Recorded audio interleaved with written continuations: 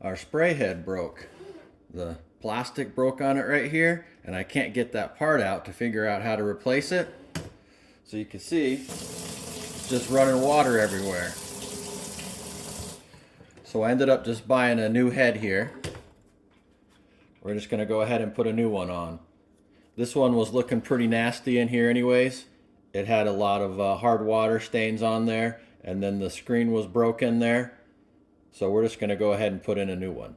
This looks like the same thing here. It was a little bit hard to find this particular head.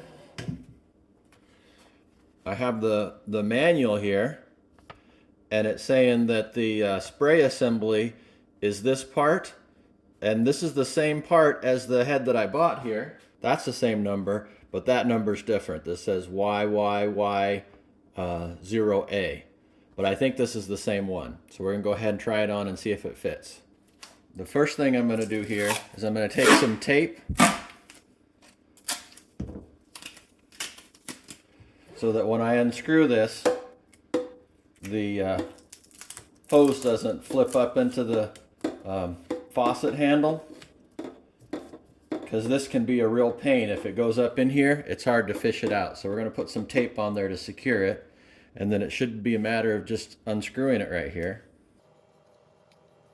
and we'll see if the new one fits.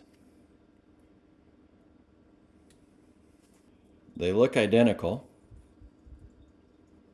so it should fit in there. The handles, the knobs look identical, and the bottom looks identical. I can't read the numbers on here because it's all corroded, but this one does have numbers on there. All right, let's go ahead and try it out.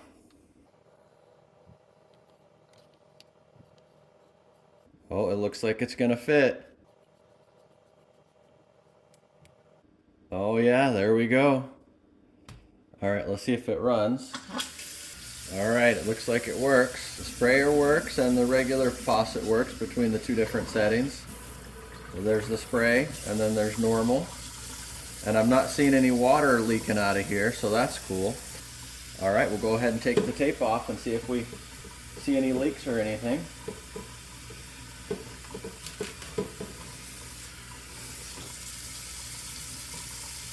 Looks like it fits up in there.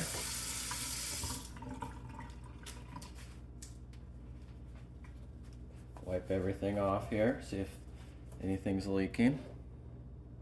Looks nice though to have a new one compared to the old one, so that was probably the way to go, just to buy a new one, because that looks a lot nicer.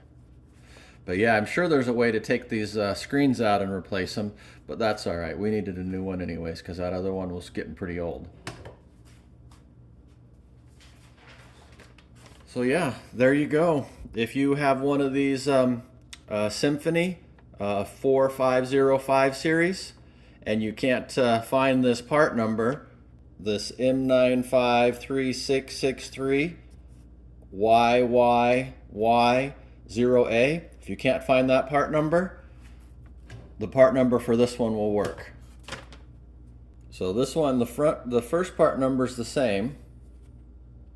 It just says for the back, it says 0750A instead of the YYY0A. All right, there you go. It looks pretty good too.